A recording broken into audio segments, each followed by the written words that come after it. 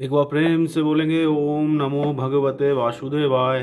देखिए मित्रों, श्रीमद् भागवत रहस्य जो कि श्री डोंगरे जी महाराज की है, यहाँ पे तिथि स्कंद आज पढ़ने जा रहे हैं। देखिए शुरुआत करते हैं। ओम नमो भगवते वासुदेवाय। तृतीय स्कंद।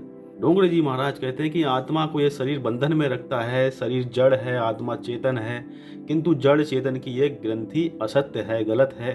क्योंकि चेतन को जड़ वस्तु किस प्रकार बांध सकती है, ये ग्रंथि असत्य है।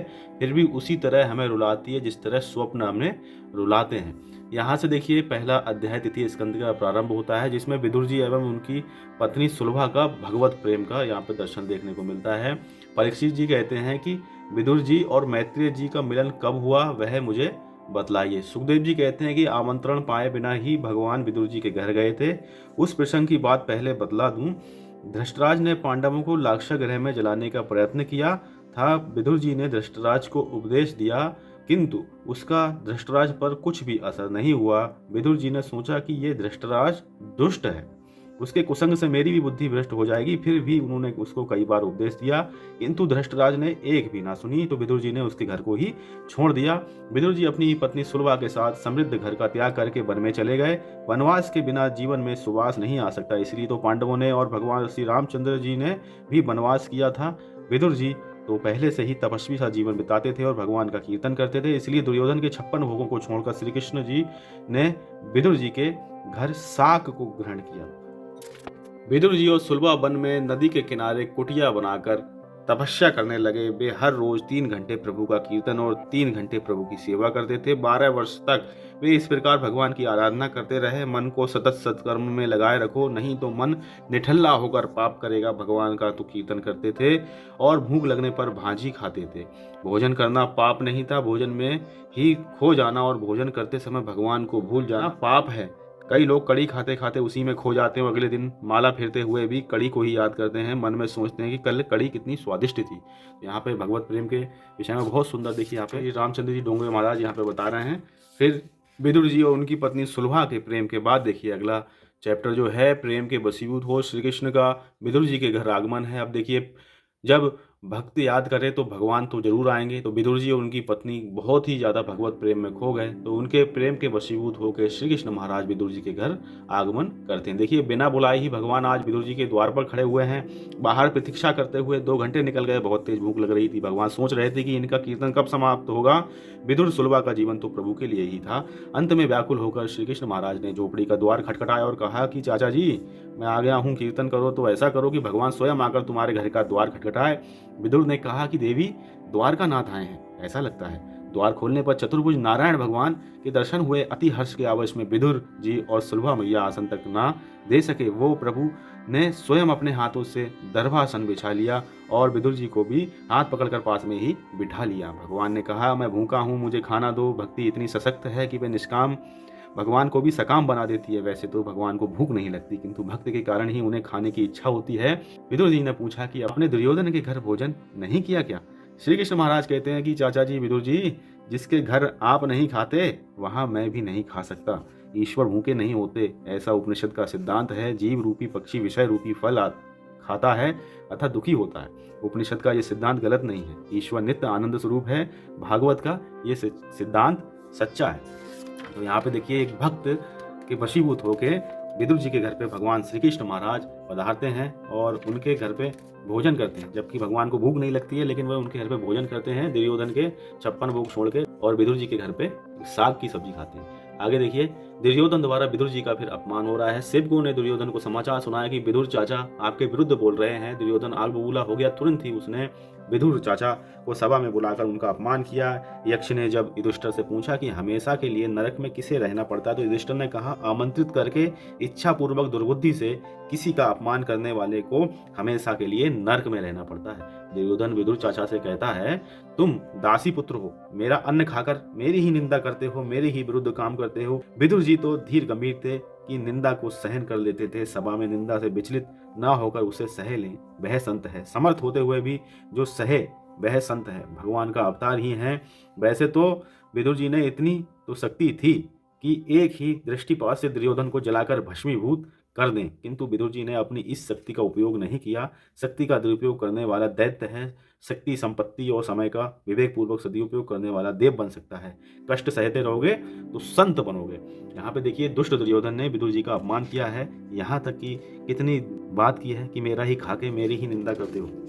फिर आगे देखिए विदुर जी का तीर्थाटन है। अब विदुर जी जो है तीर्थ यात्रा पे जाएंगे। देखिए विदुर जी तीर्थ यात्रा के लिए चल पड़े। धृतराष्ट्र द्वारा भेजा गया धन उन्होंने लौटा दिया। आवश्यकताएं कम करते जाओगे तो पाप भी घटते रहेंगे और जरूरत बढ़ाओगे तो पाप भी बढ़ते ही रहेंगे। पाप स्थिति से असंतोष का अनुभव ही मनुष्य को पाप करने की प्रेरणा देता है। इसलिए तो कहा गया है कि पाप का पिता असंतोष और लोभ है। जो पाप नहीं करता वह पुण्य ही करता है।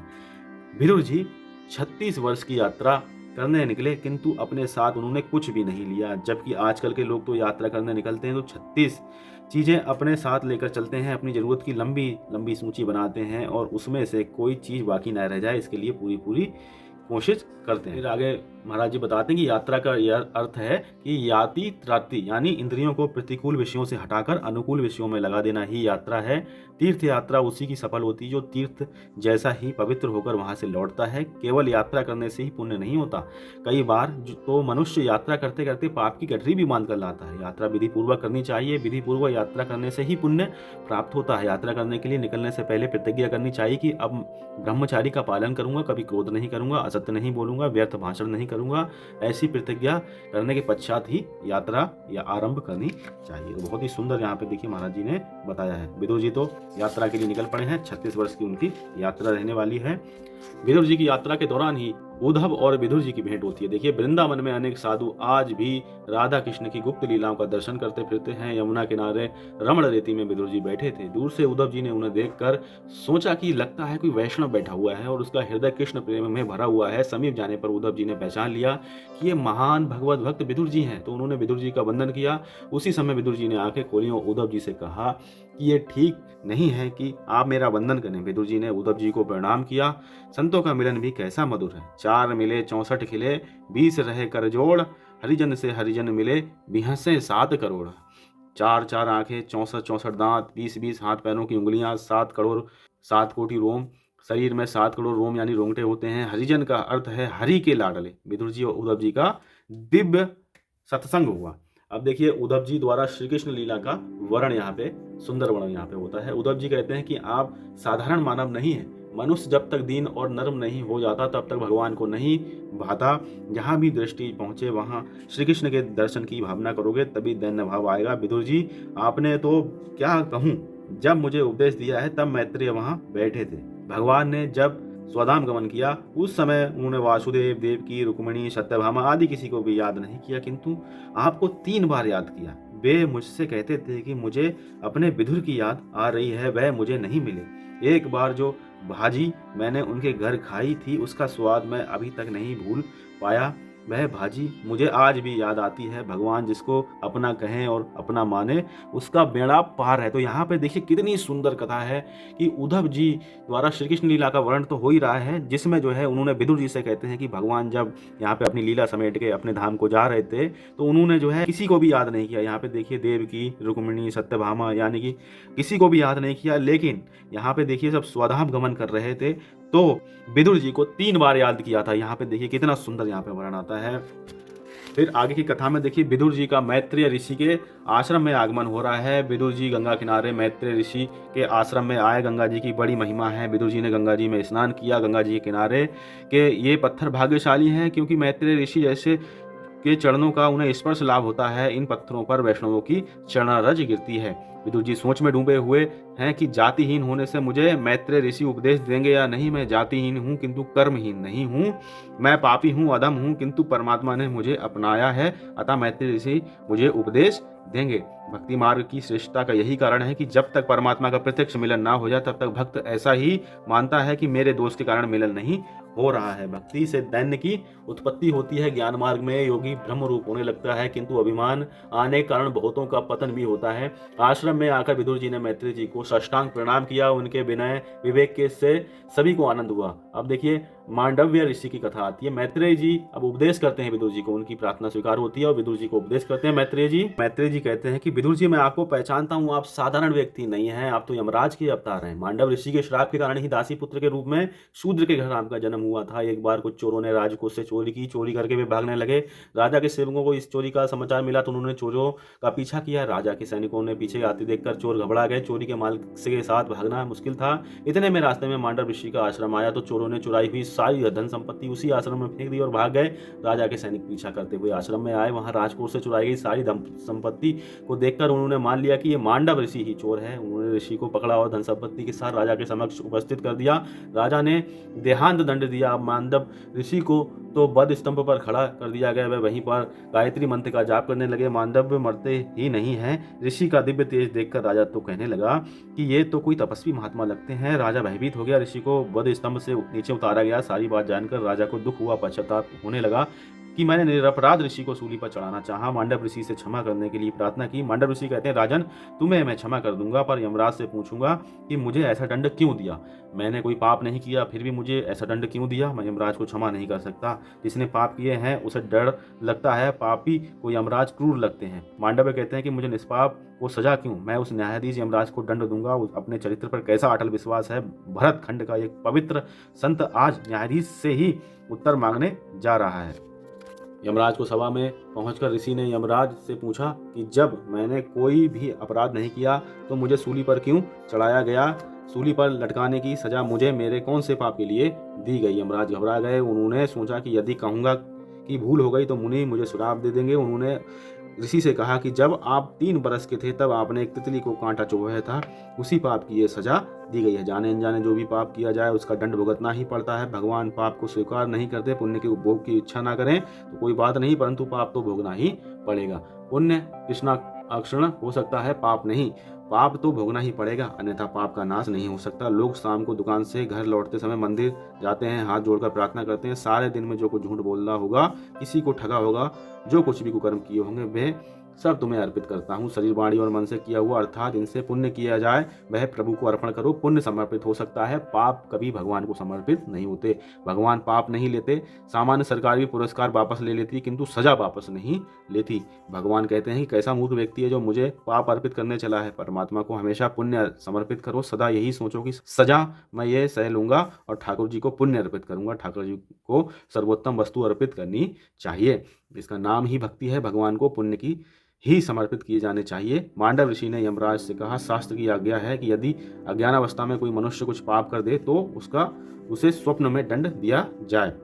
मैं बालक था अतः अबोध था, इसलिए उस समय किया गया पाप की सजा तुम्हें मुझे स्वप्न में देनी चाहिए थी। तुमने मुझे गलत तरीके से दंड दिया है, अतः मैं तुम्हें श्राप देता हूँ कि तुम्हारा जन्म शूद्र योनि में होगा। इस प्रकार मांडव ऋषि के श्राप के कारण यमराज को विदुर जी के रूप में दासी के घर में जन्म लेना पड़ा। देव से भूल होने पर उसे मनुष्य बनना पड़ता है। मनुष्य भूल करे तो 4 पग वाला पशु बनना पड़ता है। इस प्रकार पापी मनुष्य पशु बनते हैं। तो यहाँ पे देखिए कथा में आपने जाना कि विदुर जी जो है यमराज के अवतार थे, जो कारणवश जो है पृथ्वी पर उनका आगमन हुआ और भगवान की वो सर्वोत्तम भक्ति करते हैं। फिर देखिए आगे विदुर जी फिर प्रश्न करते हैं। विदुर जी का प्रश्न है और मैत्रेय जी द्वारा सृष्टि क्रम का वर्णन यहाँ पे देखने में आता है। विदुर जी कहते हैं, एक बार मुझसे भूल हो गई तो मुझे देव से मनुष्य बनना पड़ा, और अगर अब भी मैं असावधान रहा तो मुझे पशु बनना पड़ेगा। फिर इसके बाद मैत्रेय जी से विदुर जी ने अनेक प्रश्न पूछे। भगवान अकर्ता हैं, फिर भी कल्प के आरंभ में इस सृष्टि की रचना उन्होंने कैसे की। संसार में सभी लोग सुख के लिए प्रयत्न करते हैं, फिर भी ना तो उनका दुख दूर होता है ना उन्हें सुख मिलता है, ऐसा क्यों। इन प्रश्नों का उत्तर मिले ऐसी कथा कीजिए और भगवान की लीलाओं का वर्णन कीजिए। मैत्रेय जी कहते हैं, सृष्टि की उत्पत्ति की कथा भागवत में बार बार आती है। तात्विक दृष्टि से जगत मिथ्या है। सब साधुओं ने उसका अधिक विचार नहीं किया है, किंतु सृष्टि की कर्ता का बार बार विचार किया है। परमात्मा को माया का स्पर्श हुआ तो उसने संकल्प किया कि मैं एक से अनेक बनूं, एको अहम बहुविश्वम। पुरुष में से प्रकृति, प्रकृति में से महतत्व, महतत्व में से अहंकार उत्पन्न हुआ है। अहंकार से 4 प्रकार हैं।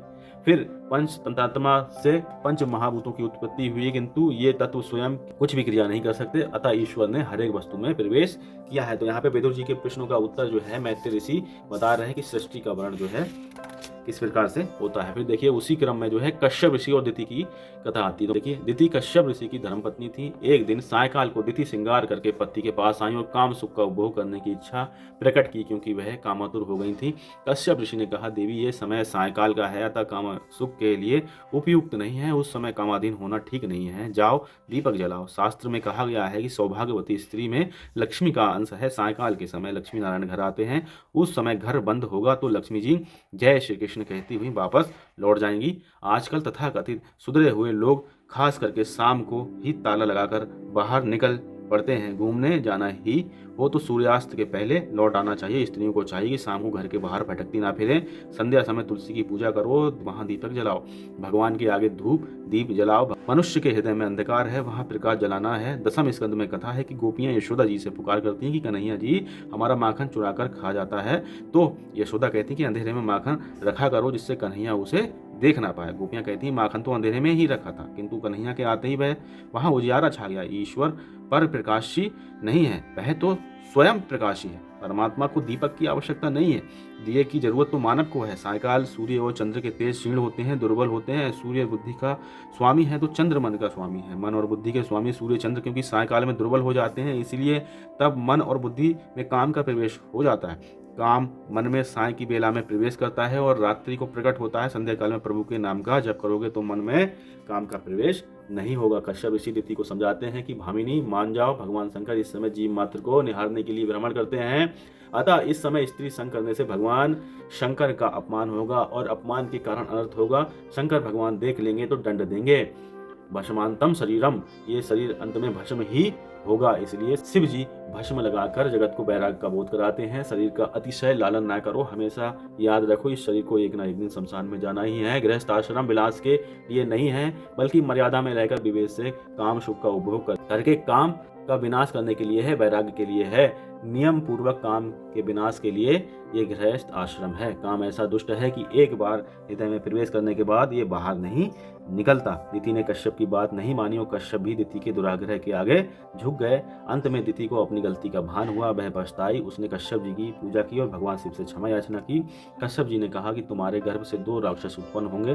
पति और पत्नी उचित संयम का पालन ना करें तो उनसे पापी प्रजा की उत्पत्ति होती है। पवित्र दिवस जैसे कि दोनों पक्षों की दूज, पंचमी, अष्टमी, एकादशी, चौदस, पूर्णिमा, अमावस्या तथा पर्वों के दिन ब्रह्मचारी का पालन अवश्य करें। लोग कहते हैं कि काल बिगड़ गया है अतः पापी प्रजा उत्पन्न हो रही है। वैसे काल भी कुछ बिगड़ा तो है ही, किंतु लोगों का दिल ज़्यादा बिगड़ गया है। एकादशी, पूर्णिमा या पवित्र दिनों का विचार किए बिना ही वे कामांध हो जाते हैं, अतः पापी प्रजा उत्पन्न होती है। फिर देखिए दिति का गर्भधारण हो रहा है। दिति गर्भवती हुई। उसने सोचा कि मेरे पुत्र देवों को कष्ट देंगे, अतः इनका जन्म शीघ्र ना हो। इस विचार से दिति ने 100 वर्ष तक गर्भ धारण किए रखा। सूर्य चंद्र का तेज क्षीण होने लगा। देव घबराए, वे ब्रह्मा जी के पास गए। उनसे पूछा कि दिति के गर्भ में कौन है। उन्हें ब्रह्मा जी ने दिति के गर्भ में जो थे उनकी कथा सुनाई। ब्रह्मा जी बोले कि एक बार मेरे मानसपुत्र सनकादि ऋषि घूमते घूमते बैकुंठ लोक में गए थे। सनत कुमार आदि नारायण के दर्शन करने के लिए बैकुंठ में जाते हैं। काम और काल बैकुंठ में प्रवेश नहीं कर पाते। जहाँ बुद्धि कुंठित होती है वह बैकुंठ है। बैकुंठ के वृक्ष पुण्य और दिव्य हैं। 6 ऋतुएं सखियां बनकर उस धाम की सेवा करती हैं। वहाँ 7 बड़े बड़े किले हैं जिन्हें लांग कर जाना पड़ता है। दक्षिण में रंगनाथ का मंदिर इस वर्ण के आधार पर ही बनाया गया है। सनत कुमार को अलौकिक बैकुंठ धाम का दर्शन हो रहा था। ऐसा लगता है जैसे यहाँ भ्रमर भी प्रेम से ईश्वर के गुणगान कर रहा हो। वे भ्रमर गुनगुन कर रहे थे। लगता है मानो श्री कृष्ण का दिव्य दर्शन कीर्तन ही कर रहे हों। बैकुंठ में विषमता नहीं है। यहाँ के पार्षद भगवान जैसे हैं, दासियाँ लक्ष्मी जैसी ही हैं। पार्षद भी शंख चक्र गदाधारी चतुर्भुज हैं।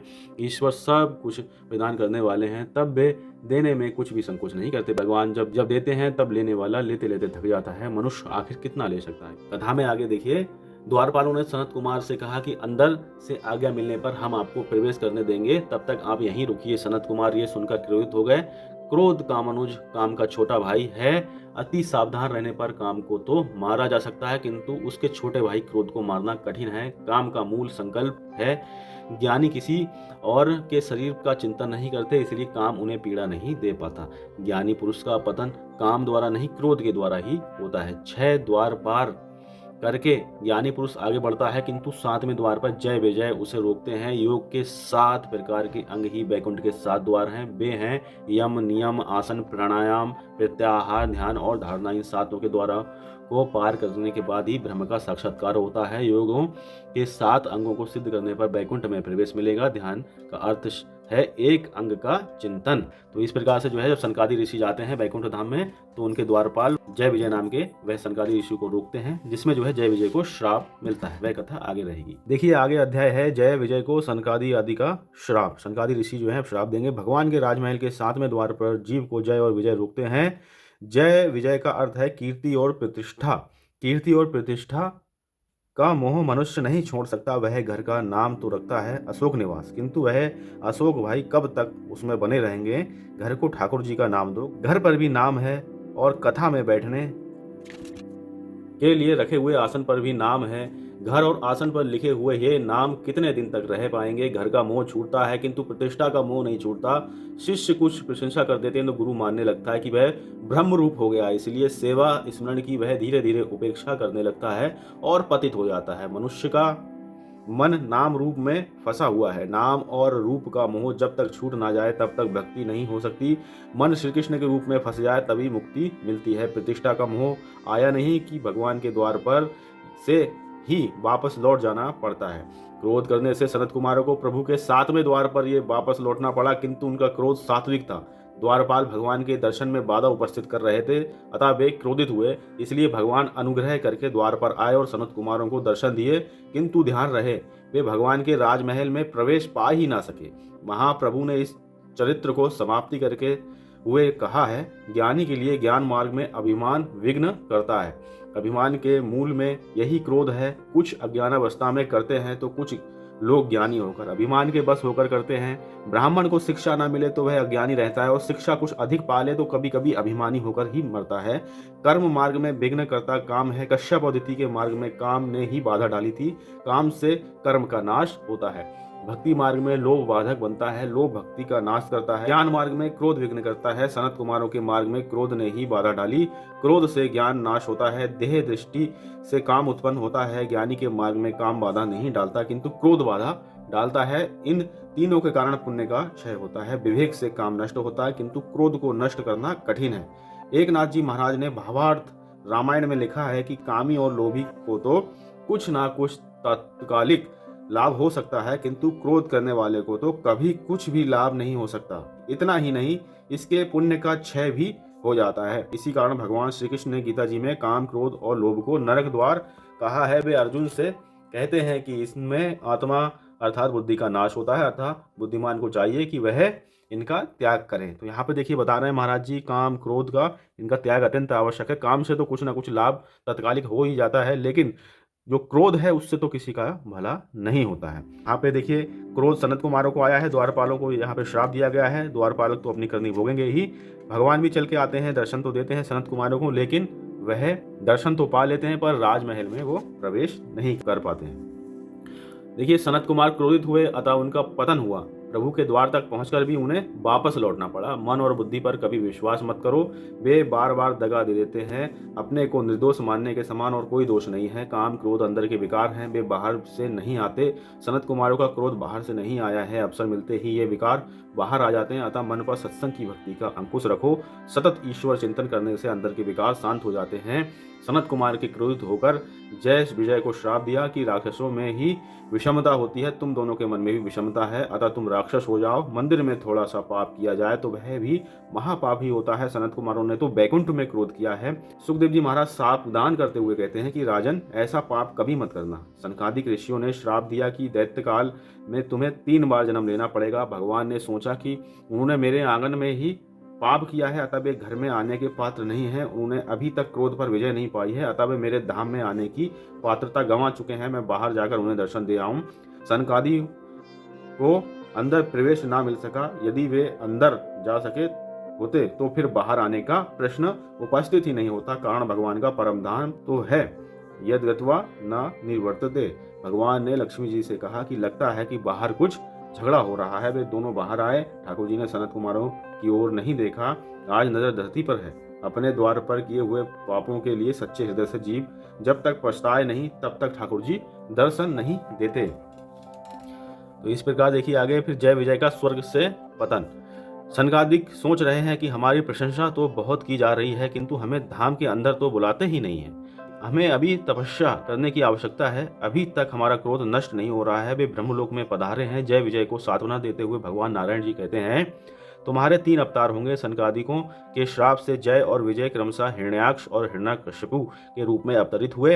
हिरण्याकशिपु और हिरण्याक्ष का अब यहाँ पे देखिए जन्म की कथा है। सुखदेव जी वर्णन करते हैं कि दिति के गर्भ में जय विजय आए, 2 बालकों का जन्म हुआ। उनका नाम हिरण्याक्ष और हिरण्याकशिपु रखा गया। असमय में किए हुए कामोपयोग के कारण दिति कश्यप के यहाँ राक्षसों का जन्म हुआ है। अतः काम के अधीन मत हो और एकादशी, द्वादशी, पूर्णिमा, अमावस्या, जन्म तिथि आदि दिवसों में ब्रह्मचार्य का पालन करो। महाप्रभु जी ने इन चरित्र के अंत में कश्यप के सिर पर 3 दोष आरोपित किए हैं, कर्म त्याग, मौन त्याग और स्थान त्याग।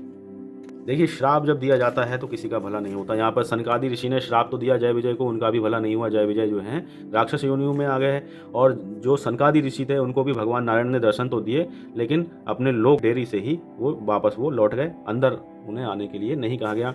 और यहाँ पे भी देखिए जो कश्यप ऋषि हैं और दिति हैं उनने भी जो है कुछ सदाचार का पालन नहीं किया, इस कारण उनके गर्भ में जो है यहाँ पे हिरण्याक्ष और हिरण्यकशिपु आते। देखिए हिरण्याक्ष और हिरण्यकशिपु रोज 4-4 हाथ भर बढ़ते थे। यदि सचमुच ही ऐसा होने लगे तो माता पिता की दुर्गति की कल्पना कर सकते हैं और मुसीबत को नजरअंदाज कर भी दें तो रोज रोज कपड़े छोटे पड़ने लगे। किंतु ये तो भागवत की समाधि भाषा है। भागवत में समाधि भाषा ही मुख्य है तथा लौकिक भाषा गौण है। इसमें लोभ का स्वरूप बताया गया है। 4-4 हाथ भर रोज बढ़ते थे, अर्थात लोभ रोज रोज बढ़ता ही जाता था। लोभ से लोभ बढ़ता है, बिना प्रभु कृपा से लोभ का अंत नहीं होता। वृद्धावस्था में शरीर के जीर्ण हो जाने के कारण काम तो मर जाता है किंतु लोभ का नाश नहीं हो पाता।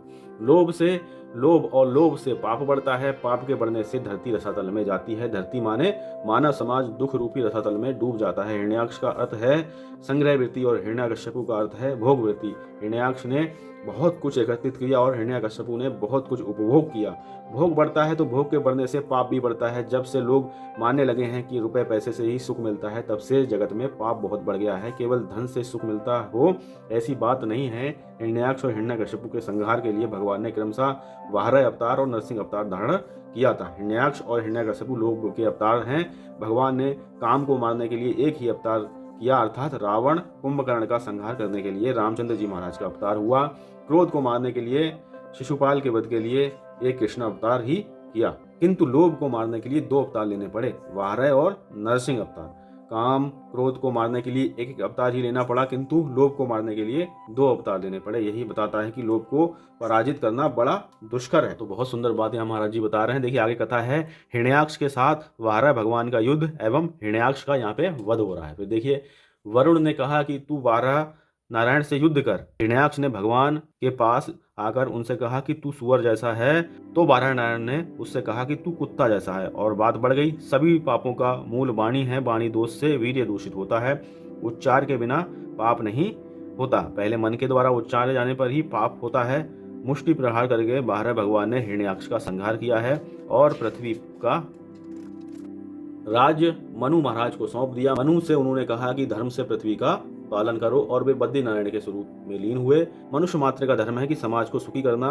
ये आदर्श भगवान वाराह ने अपने ही आचरण द्वारा मनुष्यों को सिखाया। लोभ को मारने के लिए वाराह नारायण के चरणों की आश्रय लो। वाराह भगवान के जो चरण हैं वह संतोष के प्रतीक हैं। तो अगर लोभ को मारना है तो भगवान वाराह की शरण में जाना पड़ेगा क्योंकि उन्होंने हिरण्याक्ष को मारा। यहाँ देखिए अगले अध्याय में कर्दम ऋषि एवं देवहूति का वृतांत है। कर्दम ऋषि और देवहूति के घर कपिल भगवान आए थे। विदुर जी प्रश्न करते हैं कि मैत्रेय जी आप कर्दम और देवहूति के वंश की कथा कहिए। कपिल भगवान की इस कथा को सुनने की मेरी इच्छा है। मैत्रेय ऋषि कहते हैं कि कपिल ब्रह्म ज्ञान के स्वरूप हैं। कर्दम बनोगे तो तुम्हारे घर कपिल आएंगे। कर्दम अर्थात इंद्रियों का दमन करने वाला कर्दम अर्थात जितेंद्रिय। जब तक मनुष्य कर्दम नहीं बन जाता तब तक उसे कपिल भगवान नहीं मिलता। शरीर में सद्गुण की वृद्धि होने पर अपने आप ज्ञान का झरना फूट पड़ता है, ज्ञान प्रकट होता है। शरीर में सत्वगुण की वृद्धि से ज्ञान की प्राप्ति होती है। शुद्ध आहार, शुद्ध आचार और शुद्ध विचार से सत्वगुण की वृद्धि होती है। सुखदेव जी राजश्री को सुनाते हैं कि राजन, कर्दम ऋषि सारा दिन तप करते थे। उनके तप से भगवान प्रसन्न हुए। भगवान ऋषि के घर पधारे। विदुर जी के घर भी द्वारकानाथ गए थे। भगवान श्री कृष्ण हर तरह से उदार हैं, किंतु समय देने में उदार नहीं। सुवर्ण की अपेक्षा समय को अधिक मूल्यवान माना गया है। लक्ष्य को लय में रखोगे तो जीवन सफल होगा। बिना लक्ष्य का मनुष्य बिना पतवार की नाव जैसा है। कर्दम जितेंद्रिय महात्मा थे, उनकी तपस्या सफल हो गई। उनके सामने भगवान प्रकट हुए। सिद्धपुर के पास कर्दम ऋषि का आश्रम था। उन्होंने बड़ी तपस्या की, शरीर में केवल हड्डियां ही रह गईं। ऐसी कठोर तपस्या से भगवान प्रसन्न हुए। आंखों से हर्ष के आंसू निकल पड़े। उन्होंने आंसुओं से बिंदु सरोवर बना। सिद्धपुर की यात्रा करते समय इस बिंदु सरोवर में स्नान करना पड़ता है। तुम भी अधिक ध्यान करोगे तो भगवान तुम पर भी बहुत प्रसन्न होंगे और तुम्हें दर्शन भी देंगे। भगवान का ध्यान ना हो सके तो कोई बात नहीं है, किंतु सावधान रहो कि तुम्हारा मन सांसारिक विषयों में स्थिर ना हो जाए। कर्दम ने भगवान से कहा कि आपसे स्त्री संग नहीं सत्संग की इच्छा करता हूँ। मुझे ऐसी स्त्री दीजिए जो मुझे प्रभु की ओर ले जाए। ऐसी पत्नी मिले कि जब कभी मेरे मन में पाप आए तो वह मुझे उस पाप कर्म से रोके और प्रभु के मार्ग में ले चले। मेरा विवाह संसार सागर में डूबने के लिए नहीं, किंतु तैरने के लिए हो। कृष्ण सेवा महान धर्म है। मैं काम सुख नहीं मांगता। शास्त्र में पत्नी को काम पत्नी नहीं बल्कि धर्म पत्नी कहा गया है। ब्रह्मा जी ने विवाह करने के लिए मुझे आज्ञा दी। मैं पत्नी नहीं, घर में सत्संग चाहता हूँ। स्त्री संग काम संग नहीं है, सत्संग है। धर्म के आचरण के लिए पत्नी है। अकेला पुरुष या अकेली स्त्री धर्म मार्ग में आगे नहीं बढ़ सकते। नाविक के बगैर अकेली नाव संसार सागर को पार नहीं कर सकती। नाविक भी अकेला संसार सागर पर पार नहीं कर सकता। स्त्री नौका है तो पुरुष नाविक है। दोनों को एक दूसरे के सहारे ही जरूरत है। पुरुषों में विवेक होता है तो स्त्री में स्नेह होता है। विवेक और स्नेह के मिलन से भक्ति प्रकट होती है। पुरुष कमा सकता है, पुरुष ज्ञान स्वरूप है। स्त्री का हृदय कोमल होने के कारण वह समर्पण करती है। स्त्री क्रिया शक्ति है। बहुतों को आश्चर्य होगा कि कर्दम ने इतने वर्ष की तपस्या के बाद भगवान से मुक्ति क्यों नहीं मांगी। कर्दम ने सोचा कि हजारों जन्मों की काम वासनाएं सुस्त रीति से मन में जमा हो गई हैं। उन्हें संतुष्ट करने मनुष्य जो 3 प्रकार के ऋण हैं उनसे मुक्त होना अच्छा है और उसके बाद मुक्ति की इच्छा करनी चाहिए। कर्दम ऋषि की तपस्या एवं भगवान का वरदान। भगवान ने कहा, 2 दिन के पश्चात मनु महाराज तुम्हारे पास आएंगे और अपनी पुत्री देवहूति तुम्हें देंगे। परमात्मा ने आज्ञा दी कि मनु महाराज कन्या लेकर आए। तब नखरे मत करना। आजकल के लोग नखरे दिखाते हैं कि विवाह नहीं करना है, पति पत्नी पवित्र जीवन जिए, तो उनके यहाँ जन्म लेने की भगवान की इच्छा होती है। भगवान ने कहा कि मैं पुत्र रूप में तुम्हारे यहाँ आऊँगा। जगत को मुझे सांख्य शास्त्र का उपदेश करना है। ऐसा कहकर श्री हरि वहाँ से विदा हो गए। नारद जी मनु महाराज के पास गए। उनसे कहा, तुम कर्दम को कन्यादान दो। मनु महाराज शत्रुपा और देवहूति के साथ कर्दम ऋषि के आश्रम में आए। कर्दम ने देवहूति के विवेक की परीक्षा की। उन्होंने 3 आसन बिछाए, सभी को बैठने के लिए कहा तो मनु शत्रुपा तो बैठ गए, किंतु देवहूति नहीं बैठी। तब कर्दम ने उससे कहा, देवी ये तीसरा आसन तुम्हारे लिए ही है, बैठो। देवहूति ने सोचा कि भविष्य में तो मेरे पति होने वाले हैं, पति द्वारा बिछाए गए आसन पर बैठूंगी तो पाप लगेगा। इस आसन पर बैठना मेरा धर्म नहीं है और आसन पर ना बैठने से आसन देने वाले का अपमान होगा। सो अपना दायां हाथ आसन पर रखकर आसन के पास बैठ गई। वह बेचारी पुराने जमाने की थी, आजकल के जमाने की होती तो आसन पर पहले ही बैठ जाती। आजकल तो पत्नी पति को पुत्र झुलाने की आज्ञा देती हैं, संतान को पति के पास रखकर अकेले घूमने फिरने निकल जाती हैं। देखिए महाराज जी आज का भी उदाहरण देके यहाँ पे समझा रहे हैं। फिर देखिए कर्दम ऋषि ने सोचा कि कन्या योग्य है, विवाह करने में कोई हर्ज नहीं है। मनु महाराज ने कहा कि वह कन्या मैं आपको अर्पण करना चाहता हूँ। कर्दम ऋषि ने कहा कि विवाह करने की इच्छा मेरी भी है, किंतु पहले एक प्रतिज्ञा करनी है।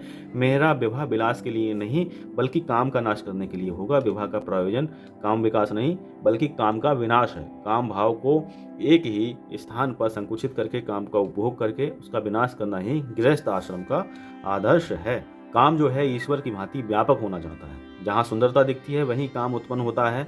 उसे एक ही स्त्री में संजोकर नाश करना विवाह करना है। विवाह के समय सावधान कहा जाता है क्योंकि सभी जानते हैं कि विवाह के बाद वह सावधान नहीं रहेगा। विवाह के बाद जो सावधान रहे वही जीत जाता। तो यहाँ पे विवाह के गुण दोष यहाँ पे बता रहे हैं काम क्रोध के विषय में। फिर देखिए आगे कर्दम और देवहूति का विवाह यहाँ पे होता है। देवहूति ने कहा, मुझे ऐसे ही पति की जरूरत थी, कामाग्न होकर संसार सागर में डूबने के लिए गृहस्थ आश्रम नहीं है। मेरी ऐसी इच्छा थी कि मुझे कोई जितेंद्रिय पति मिले। देव को बुलाने वाली शक्ति ही देवहूति है, निष्काम बुद्धि ही देवहूति को बुला सकती है। मनु महाराज ने विधि पूर्वक जो है कन्यादान कर दिया। अब देखिए देवहूति कर्दम का विवाह हो गया। देवहूति कर्दम के आश्रम में रहने लगी। उसने सोचा मेरे पति तपस्वी हैं, अतः मुझे भी तपस्वी ही होना चाहिए। वे दोनों 12 वर्ष एक ही घर में रहते हुए भी संयमी और निर्विकार रहे। फिर आगे देखिए कर्दम और देवहूति की तपस्या होती है। शरीर बहुत दुर्बल हो जाता है दोनों का, दोनों तपस्या कर रहे हैं। फिर देखिए आगे की कथा में पढ़ते हैं। देवहूति सरस्वती किनारे पर स्नान करने लगी। सरस्वती में अनेक दासियां निकली। देवहूति ने स्नान किया, उनका शरीर बदल गया। कर्दम ऋषि ने संकल्प के बल से विमान बनाया और दोनों उस पर बैठ गए। शांत और करुण रस प्रधान है, श्रृंगार रस और हास्य रस गौण है। कथा में श्रृंगार रस का प्रवेश करने की आज्ञा महात्माओं ने नहीं दी है। श्रोताओं की संसार के विषयों के प्रति अरुचि हो और ईश्वर के प्रति प्रेम हो, ये लक्ष्य में रखकर वक्ता को कथा करनी चाहिए। कथा श्रवण के बाद विषयों के प्रति अरुचि और ईश्वर के प्रति रुचि ना हुई तो समझो कथा सुनी ही नहीं। कथा सुनकर वैराग्य होता है। भागवत के दूसरे स्कंद में ब्रह्मा जी ने नारद जी को बताया है कि कथा किस प्रकार की जानी चाहिए। इन 100 वर्षों में देवहूति की 9 कन्याएं हुई, किंतु पुत्र एक भी ना हुआ। फिर 9 कन्याओं के पिता के घर कपिल हैं, जिसकी 9 पुत्रियां यानी बेटियां होती हैं, उसे ज्ञान मिलता है। 9 कन्याओं का अर्थ है नवधा भक्ति। कर्दम ऋषि और देवहूति के 9 कन्याओं का वर्णन यहाँ पे है। फिर आगे जो है 10 में जो है पुत्र होते हैं, इनका नाम होता है कपिल भगवान। श्री कपिल भगवान का जन्म हो रहा है। कर्दम और देवहूति की तपस्या की आतुरता से भगवान उनके यहाँ पुत्र रूप में आए। योगी जन योग से ब्रह्मा के दर्शन कर सकते हैं, किंतु संसारी लोग शुद्ध भक्ति से भगवान को पुत्र रूप में प्राप्त कर सकते हैं, भगवान का लालन पालन कर सकते हैं। कपिल भगवान के जन्म लेने पर देवहूति ने कर्दम से कहा, अब गृहस्थ आश्रम का त्याग कर सकते हैं। फिर देखिए कर्दम ऋषि कहते हैं कि मुझे 9 कन्याओं की चिंता है। तो ब्रह्मा ने कहा, तुम क्यों चिंता करते हो? तुम्हारे घर तो स्वयं भगवान पधार रहे हैं। तुम चिंता करने के बदले प्रभु का चिंतन करो। वल्लभाचार्य जी ने लिखा है कि चिंता कदापि न कार्य। सेवा स्मरण करते हुए जो वैष्णव तन्मय होते हैं, उनकी चिंता ठाकुर जी करते हैं। ब्रह्मा जी 9 ऋषियों को अपने साथ लाए और 9 कन्याओं का विवाह उनसे करा डाला। इस प्रकार ऋषि के सिर से सारा भार उतर गया और वे कपिल के पास आकर कहने लगे, मुझे संन्यास लेना है। फिर आगे के अध्याय में देखिए देवहूति का प्रश्न है, भगवान कपिल द्वारा अपनी माता का समाधान है। देवहूति ने सोचा कि ऋषियों ने मुझसे कहा था कि बालक माता का उद्धार करने के लिए आया है, तो मैं कपिल भगवान से प्रश्न पूछूं जिसका वे अवश्य उत्तर देंगे। देवहूति ने कपिल भगवान के पास आकर उनसे कहा कि यदि आपकी अनुमति हो तो मैं आपसे प्रश्न पूछना चाहती हूँ। कपिल ने कहा कि माता संकोच मत करो, तुम जो पूछना चाहती हो पूछो। माता देवहूति ने आरंभ से ही शरणागति स्वीकार कर ली। बिना ईश्वर का आसरा लिए जीव का उद्धार नहीं हो सकता। गीता में भी अर्जुन ने भी पहले शरणागति स्वीकार की थी और भगवान से कहा था, शिष्य इष्टेहम शादिमा तुवम प्रसन्नम। देवहूति ने पूछा, जगत में सच्चा सुख कहाँ है? जगत में सच्चा आनंद कहाँ है? नित्य आनंद कहाँ है जिसका नाश ना हो सके? ऐसा आनंद बताओ। अनेक बार इंद्रियों का लालन पालन करने से मैं कोई सार नहीं है। इंद्रियों ने जो कुछ मांगा वह सभी मैंने दिया, फिर भी तृप्ति नहीं हुई। इंद्रियां हर रोज नए नए विषय मांगती हैं। तो ये बात बिल्कुल सही है कि आज आपके दिल में कुछ और है, कल मन में कुछ और होगा, तो ये इंद्रियां कुछ ना कुछ मांगती रहती हैं। कपिल भगवान को आनंद हुआ। वे बोले कि माता जी, किसी जड़ वस्तु में आनंद नहीं रह सकता। आनंद तो आत्मा का स्वरूप है। अज्ञानवश जीव जड़ वस्तु में आनंद ढूंढता है। जड़ वस्तु में आनंद नहीं रह सकता। संसार के विषय सुख तो देते हैं किंतु आनंद नहीं देते। जो तुम्हें सुख देगा वही तुम्हें दुख भी देगा, किंतु भगवान हमेशा आनंद ही देंगे। आनंद परमात्मा का स्वरूप है। संसार का सुख खुजली यानी चर्म रोग जैसा है। जब तक आप खुजलाते रहेंगे तब तक अच्छा लगेगा, किंतु खुजलाने से नाखून के जहर से ये और बढ़ जाता है। सर्वोत्तम मिठाई का स्वाद भी गले तक ही रहता है। जगत के पदार्थ में आनंद नहीं है, उनका भाष मात्र है। ये जगत दुख रूप है। गीता जी में भी कहा गया है, अनित्यम सुखम लोकमिमं प्राप्य भजस्व मामम। भगवान कहते हैं, हे अर्जुन, क्षण भंगुर और सुख रहित इस संसार को और मनुष्य शरीर को प्राप्त करके तू मेरा ही भजन कर। तो यहाँ पे बहुत सुंदर बात लिखी गई है कि संसार में कोई जो है सुख है ही नहीं। सुख प्रतीत तो होता है लेकिन वह सुख होता नहीं है, क्योंकि जो सुख देता है वह दुख भी देता है। लेकिन भगवान ही मात्र ऐसे हैं जो सिर्फ और सिर्फ आनंद ही देते हैं। कपिल भगवान आगे कहते हैं कि हे माता, यदि शरीर में आनंद होता तो उसमें से प्राणों के निकल जाने के बाद भी लोग उसे संजोकर अपने पास रखते। विषय जड़ है, जड़ पदार्थ में आनंद रह नहीं सकता। चैतन्य के स्पर्श के कारण ही जड़ पदार्थ में आनंद सा प्रतीत होता है। 2 शरीरों के स्पर्श से सुख नहीं मिलता, किंतु 2 प्राणों के एक होने से आनंद का अनुभव होता है। यदि दो प्राणों के इकट्ठे होने पर सुख मिलता है, तो जिसमें अनेक प्राण समाये हुए हैं, ऐसे परमात्मा के मिलन से कितना अधिक आनंद होगा। बाहर के विषयों में आनंद नहीं है, किंतु चित्त में है। मन में आत्मा का प्रतिबिंब पड़ने से आनंद सा अनुभव होता है। इंद्रियों को मनचाहा पदार्थ मिलने पर वे विषयों में तद्रूप हो जाती हैं, अतः कुछ समय के लिए जब चित्त एकाग्र होता है, तब उसमें आत्मा का प्रतिबिंब पड़ता है, जिसमें आनंद का भास होता है। जगत के विषयों में जब तक मन फंसा हुआ है, तब तक आनंद नहीं मिल सकेगा। आनंद आत्मा का उसी प्रकार सहज स्वरूप है, जिस प्रकार शीतलता जल का सहज स्वरूप है। आत्मा आनंद में ही है। आत्मा और परमात्मा का मिलन ही परमानंद है। भगवान में मन फंसे और डूबने लगे, तभी आनंद मिलता है। कपिल भगवान आगे कहते हैं कि माता जी, यदि विषयों में ही आनंद समाया हुआ हो, तो सभी को सदा एक समान आनंद मिलना चाहिए। तृप्त व्यक्ति के आगे यदि श्रीखंड भी रखा जाए तो उसे पसंद नहीं आएगा। बीमार व्यक्ति के आगे मालपुए रखे जाएं तो भी वह नहीं खाएगा। अतः श्रीखंड में, मालपुओं में अर्थात विषयों में, जड़ पदार्थों में आनंद नहीं है। यदि श्रीखंड में आनंद समाया हुआ होता तो बीमार को भी उसे खाने में आनंद मिलता, किंतु ऐसा नहीं होता है, क्योंकि आनंद श्रीखंड में नहीं है, तो इसलिए संसार के जड़ पदार्थों में आनंद नहीं है। जब जब आनंद मिलता है तो चेतन परमात्मा के संबंध के कारण ही मिलता है। परमात्मा के साथ संबंध होने पर ही आनंद मिलता रहेगा। जीव कपटी है, परमात्मा भोले हैं। जीव उपेक्षा करेगा तो परमात्मा उसके अपराध को क्षमा कर देंगे।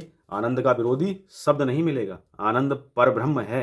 जीवात्मा भी आनंद रूप है। अज्ञान के कारण जीव आनंद को ढूंढने के लिए बाहर जाता है। बाहर का आनंद लंबे समय तक टिक नहीं सकता। तो इस प्रकार देखिए, बहुत सुंदर यहाँ पे कपिल भगवान और माता देवहूति के बीच में संवाद हो रहा है। बहुत सुंदर यहाँ पे माता देवहूति के प्रश्नों का जवाब कपिल भगवान जी यहाँ पे दे रहे हैं। फिर देखिए, भगवान कपिल द्वारा भक्ति योग की महिमा का वर्णन यहाँ से प्रारंभ होता है। माता देवहूति को तीव्र भक्ति करने की आज्ञा दी। तीव्र भक्ति का अर्थ है एक भी क्षण ईश्वर से विरक्त न होना। इस प्रकार प्राकृतिक गुणों से निष्पन्न शब्द आदि विषयों का त्याग करके वैराग्य युक्त ज्ञान से, योग से और मेरे प्रति की हुई सुदृढ़ भक्ति से मनुष्य अपनी इसी देह में अपनी अंतरात्मा के समान मुझे प्राप्त कर देता है। भगवान की अहेतु की निष्काम भावना भक्ति से श्रेष्ठ है।